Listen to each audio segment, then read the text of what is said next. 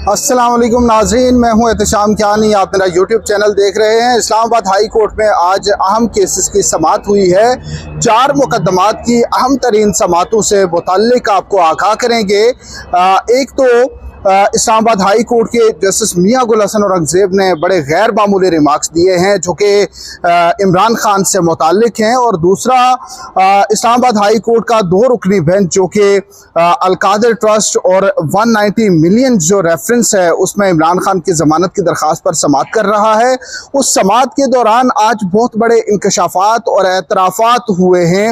वो एतराफ़ क्या किया नायब प्रोसिक्यूटर ने, अदालत ने उस पर क्या रिमार्क्स दिए, क्या ऑब्जर्वेशंस आई, उस मुतालिक आपको आगाह करेंगे। तीसरा केस है इमरान खान की अडयाला जेल में कायम अदालत में जो एहतसाब अदालत लगती है। एहतसाब अदालत के जज ने उनकी सियासी गुफ्तगू और सियासी बयानात पर भी पाबंदी लगाई और मीडिया को वो बयानात रिपोर्ट करने से भी रोका। उस मुतालिक भी एक गैर मामूली ऑर्डर आया है। उस ऑर्डर पर अब किस तरह से इम्प्लीमेंटेशन होगी उस मुतालिक भी अब देखना है, आपको उसकी तफसीलात से आगाह करेंगे। और चौथा, परवेज़ इलाही की एहलिया कैसरा इलाही ने इस्लामाबाद हाई कोर्ट में एक तौहीन अदालत की दरख्वास्त दायर की है। उनका मौक़िफ़ है कि इस्लामाबाद हाई कोर्ट ने सेक्रेटरी दाखिला को उनके शोहर की दरख्वास्त पर जिसमें इस्तदा है कि उनको हाउस अरेस्ट कर दिया जाए उस पर फैसला करना था, लेकिन उससे पहले ही परवेज़ इलाही को अडयाला जेल से कोट लखपत जेल मुंतकिल कर दिया गया। तो इस पर चूँकि अदालती हुक्म की खिलाफ वर्जी हुई तो इस पर कंटेम्प्ट प्रोसीडिंग शुरू होनी चाहिए। सबसे पहले अलकादिर ट्रस्ट की रजिस्ट्रेशन की एक दरख्वास्त है इस्लामाबाद हाई कोर्ट में।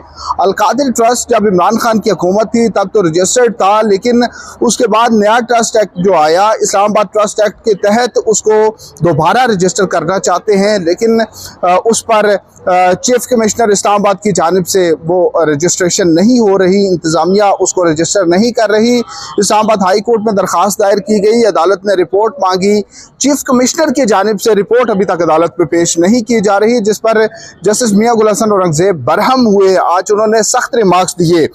जस्टिस मियां गुल हसन औरंगज़ेब ने कहा कि सरकारी ओहदेदार, पब्लिक फंक्शनरीज जो हैं या स्टेट फंक्शनरीज जो हैं वो खौफ क्यों महसूस कर रहे हैं, हालांकि खौफ तो सिर्फ अल्लाह पाक की ज़ात का होना चाहिए। उन्होंने कहा कि ये जहन में रखें कि इमरान खान आज हॉट वाटर्स में है, लेकिन कल अगर वो दोबारा इक़्तिदार में, दोबारा पावर में आ जाता है तो आप प्लेट में रख कर रजिस्ट्रेशन उसको जाकर पेश करेंगे। तो इसलिए अपने इक़दामात पर नज़रसानी करें। चीफ कमिश्नर इस्लामाबाद को एक बार फिर से हुक्म दिया गया है कि नेक्स्ट डेट ऑफ हियरिंग पे उससे पहले आप अदालत में एक रिपोर्ट जमा कराएं और नेक्स्ट डेट पे उसके अकॉर्डिंगली कोर्ट उस मैटर को टेकअप करे। जस्टिस मियां गुल हसन औरंगज़ेब की अदालत में ये समाअत हुई और इमरान खान के और बुशरा बीबी के, चूँकि ये ट्रस्टीज हैं, इनकी तरफ से ये दरख्वास्त है तो उनके वकील भी अदालत में पेश हुए थे। दूसरा केस, इमरान खान अडयाला जेल में गुफ्तगू करते थे, कोई सियासी बयानात देते थे और कभी आला शख्सियात से मुताल्लिक उनके बयानात आ जाते थे, वो मीडिया में रिपोर्ट भी होते थे। लेकिन इस सिलसिले को रोकने के लिए अडयाला जेल हुकाम ने ये किया कि उन्होंने बहुत ज़्यादा बैरियर्स लगा दिए, कैबिन्स बना दिए, मीडिया को बहुत दूर कर दिया। जहाँ तक एक्सेस नहीं थी इमरान खान की गुफ्तगू शायद उन तक बमुश्किल पहुँच सकती हो या वो पहुंचती ही ना हो, तो उसके खिलाफ एक दरख्वास्त दायर की गई उसी अदालत में, एहतसाब अदालत के जज नासिर जावेद राना के पास कि ये बैरियर्स जो हैं इसके बाद ये ओपन कोर्ट नहीं रहती। इस्लामाबाद हाई कोर्ट के डिवीजन बेंच के ऑर्डर्स मौजूद हैं कि ये ट्रायल्स ओपन कोर्ट में होने चाहिए, तो आप ये पाबंदियां नहीं लगा सकते। तो उस अदालत ने यह किया कि बैरियर्स और वो जो कैबिन्स थे उनको हटाने का या एक्स्ट्रा लेयर्स जो उसमें लगा दी गई वो हटाने का हुक्म दिया, लेकिन उसके साथ ही ये ऑर्डर भी कर दिया कि इमरान खान कमरा अदालत में कोई सियासी गुफ्तगू नहीं करेंगे, इशारतन भी किसी ऑफिसर से या आला शख्सियत से मुताल्लिक बयान नहीं देंगे। और प्रोसिक्यूशन को, इमरान खान के वकला को भी रोक दिया गया और मीडिया को ये सब रिपोर्ट करने से भी रोक दिया गया। उस ऑर्डर को सलमान अकरम राजा के जरिए इमरान खान ने इस्लामाबाद हाई कोर्ट में चैलेंज किया। पहले उस पर एतराज़ आयद किया गया था, अब एतराज़ जब लास्ट डेट ऑफ हियरिंग पे ऑर्डर हुआ कि उसको दूर करें, तो एतराज़ दूर होने के बाद आज ये दरख्वास्त समाअत के लिए मुकर्रर हुई थी। इस पर जो समाअत हुई उसमें सलमान अकरम राजा ने बताया कि अदालती जो कोर्ट रूम है उसमें बहुत से बैरियर्स लगाए थे, हमने दरख्वास्त दायर की तो वो बैरियर्स तो हटा दिए गए, लेकिन अब कोर्ट ने इमरान खान की गुफ्तगू पर पाबंदी लगा दी है और उन्होंने हवाले दिए कि दुनिया भर में ये सिलसिला इस तरह नहीं होता। जो बात की गुफ्तगू होती है वो रिपोर्ट की जाती है मीडिया ओपन कोर्ट में, जैसे इस कोर्ट में, इस्लामाबाद हाई कोर्ट में इसको मीडिया और सहाफ़ी इसको रिपोर्ट कर रहे हैं, इसी तरह उस कोर्ट को भी ओपन कोर्ट होना चाहिए। और उन्होंने कहा कि ये पब्लिक का फंडामेंटल राइट है कि वो इंफॉर्मेशन तक उनकी एक्सेस हो, और ये आर्टिकल 19A का भी उन्होंने हवाला दिया और उन्होंने कहा कि ये एक्सेस होनी चाहिए, इसको डिनाई नहीं किया जा सकता। चीफ जस्टिस आमिर फारूक और उनके सलमान अकरम राजा के दरमियान मुकालमा भी हुआ।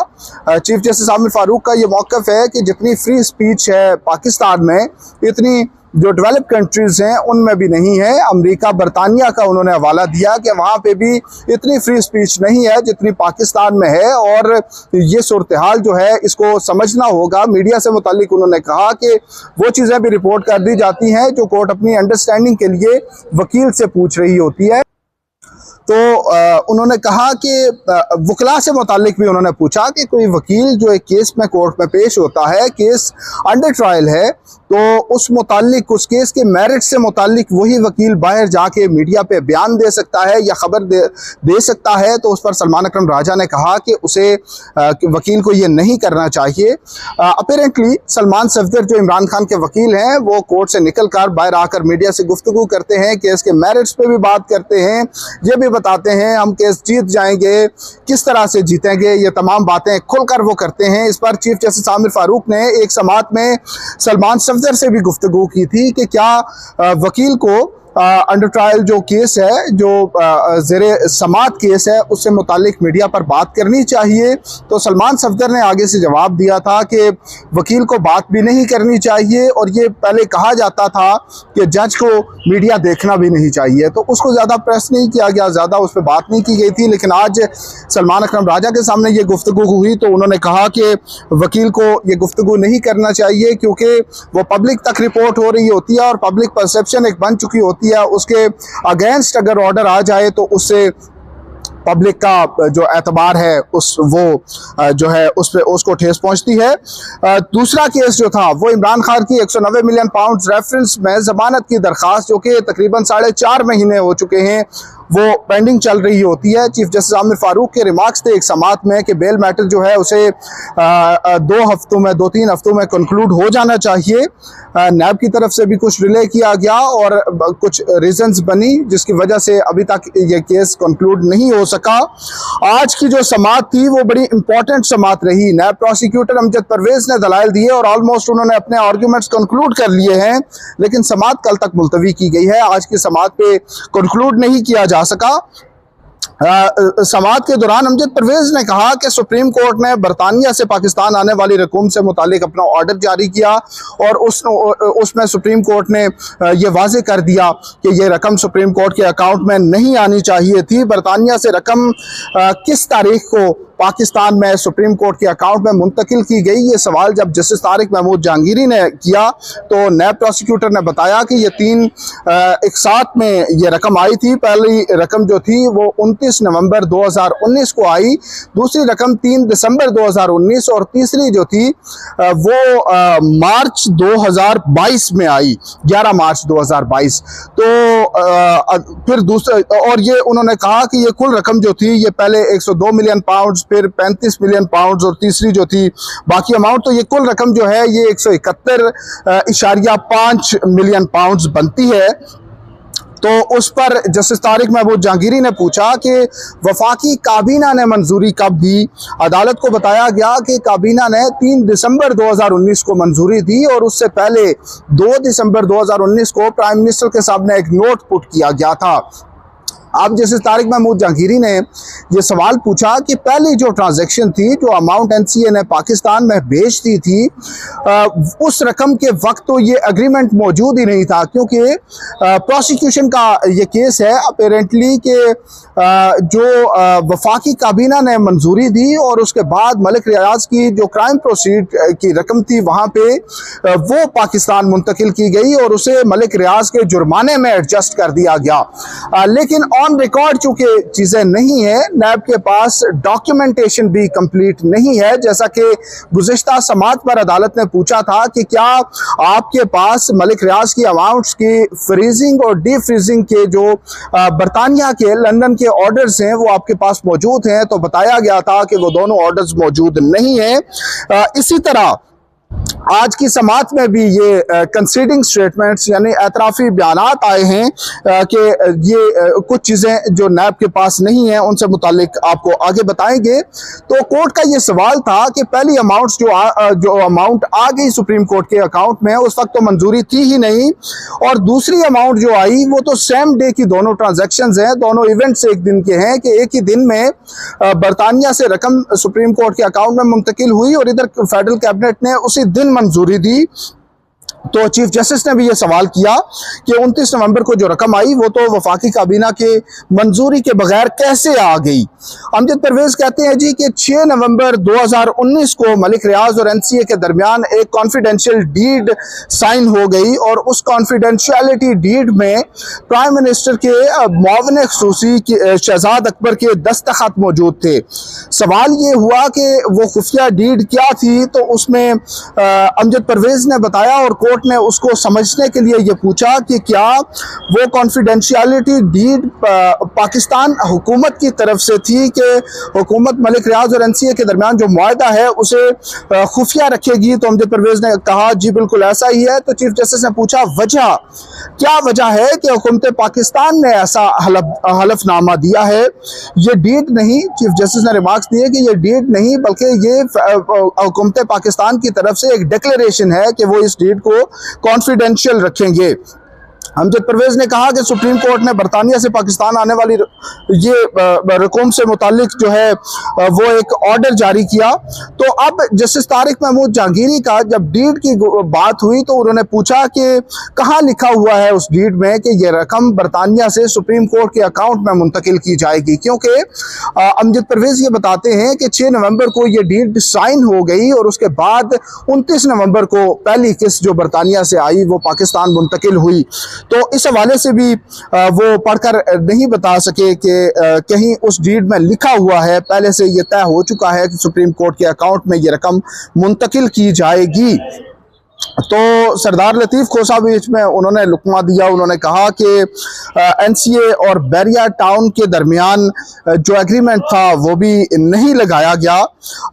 वफाकी काबीना ने मंजूरी जो दी उसमें अदालत ने यह सवाल किया, जस्टिस तारिक महमूद जहांगीरी का सवाल था कि काबीना मेंबरान ने जो मंजूरी दी तो उन्होंने बंद लिफाफे की मंजूरी कैसे दे दी। उस पर जो नायब प्रोसिक्यूटर हैं उन्होंने कहा कि फेडरल कैबिनेट के जो मेंबरान थे उन्होंने अपने बयानात रिकॉर्ड कराए हैं और इस मुताल्लिक उन्होंने बताया है कि ये कॉन्फिडेंशियलिटी डीड जो है ये शहजाद अकबर की तरफ से पेश की गई थी और शहजाद अकबर ने कहा था कि इसे खोला नहीं जा सकता। तो इस हवाले से जुबैदा जलाल और दीगर जो फेडरल कैबिनेट के मेंबरान थे, 3 मेंबरान ने अपने बयानात दिए। तो जस्टिस तारिक महमूद जहांगीरी ने कहा कि फेडरल कैबिनेट के मेंबर्स किस तरह से मंजूरी दे सकते थे एक बंद लिफाफे की। उन्होंने आइन के तहत हल्फ लिया है कि वो पाकिस्तान के मफाद के खिलाफ कोई भी चीज़ जो है वो नहीं करेंगे। तो एक बंद लिफाफा उन्होंने दस्तखत कर दिया, उसकी मंजूरी दे दी। तो उस बंद लिफाफे में रियासत पाकिस्तान के मफाद के खिलाफ भी कोई चीज़ हो सकती थी। तो किस तरह से उन्होंने इस चीज़ की मंजूरी दे दी? अगर उन्होंने ये मंजूरी दी है तो क्या उन्होंने जुर्म का इर्तिकाब नहीं किया? इस पर नायब प्रोसिक्यूटर ने भी इस बात को माना कि काबीना के किसी भी मेंबर ने उससे इख्तलाफ नहीं किया था। तो उस पर जस्टिस तारिक महमूद जहांगीरी ने पूछा, क्या ऐसा कोई कानून मौजूद है कि काबीना बंद लिफाफे की भी मंजूरी दे दे? तो जो जुबैदा जलाल, नदीम अफजल और परवेज़ खटक के बयानात से मुताल्लिक उन्होंने बताया, तो इस पर अमजद परवेज़ ने कहा कि वफाकी काबीना का ये इजलास जो था ये इन कैमरा था, इजाफी एजेंडा आइटम्स की मंजूरी दी गई। चीफ जस्टिस आमिर फारूक ने यह पूछा कि ऐसी क्या वजह थी जिसकी बुनियाद पर कॉन्फिडेंशियलिटी डीड साइन हुई? तो उस पर नायब प्रोसिक्यूटर ने बताया कि ये NCA की रिक्वायरमेंट थी। तो कोर्ट ने पूछा कि NCA की पॉलिसी क्या है, उनके प्रैक्टिस क्या है, वो क्या आपके पास है? तो उस पर नायब प्रोसिक्यूटर ने कहा कि वो दस्तावेजात भी हमारे पास मौजूद नहीं है। चीफ जस्टिस आमिर फारूक ने रिमार्क्स दिए कि खुफिया डीड कोई मजाक नहीं था, ये काबीना से मंजूर हुई और काबीना से मंजूरी यकीनी तौर पर कोई सिग्निफिकेंट मामला हुआ होगा, इसी वजह से इसकी मंजूरी दी गई होगी। अब Amjad Parvez next date of hearing पे भी अपने आर्गूमेंट्स जारी रखेंगे। अब तक आज तक की समाअत में यही अपडेट्स थी। और जो इम्पॉर्टेंट चीज़ है कि जो यहाँ से पाकिस्तान से फेडरल कैबिनेट की तरफ से मंजूरी हुई, उस मंजूरी से पहले ही एक रकम आ चुकी थी।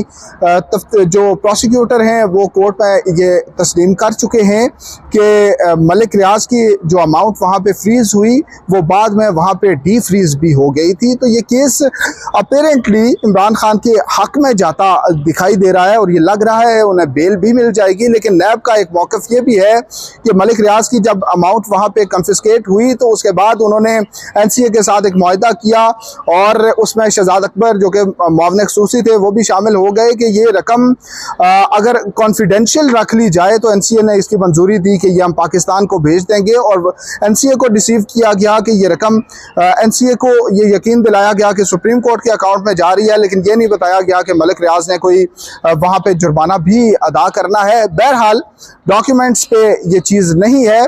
नैब बेशक ये बात करता रहे लेकिन कोर्ट ने रिकॉर्ड को मद्देनजर रख के ही उस पर फैसला करना है। चौधरी परवेज़ इलाही को अडयाला जेल से कोट लखपत जेल मुंतकिल किया गया है, लेकिन उनकी अहलिया ने इस्लामाबाद हाई कोर्ट में तौहीन अदालत की दरख्वास्त दायर की है कि कोर्ट ने ऑर्डर किया था कि पहले उनकी हाउस अरेस्ट की दरख्वास्त पर फैसला किया जाए, लेकिन सेक्रेटरी दाखिला ने वो फैसला होने से पहले और सुप्रिटेंडेंट अडयाला जेल ने उन्हें कोट लखपत जेल मुंतकिल कर दिया। तो उनके खिलाफ तौहीन अदालत की कार्रवाई की जाए। दरख्वास्त अभी समाअत के लिए मुकर्रर, देखते हैं कि होती है या उस पर कोई एतराज़ आयद होता है। तो इस मुतालिक मज़ीद भी अपडेट करेंगे। नाज़रीन, अब तक के लिए इतना ही। हमारे साथ रहने का शुक्रिया।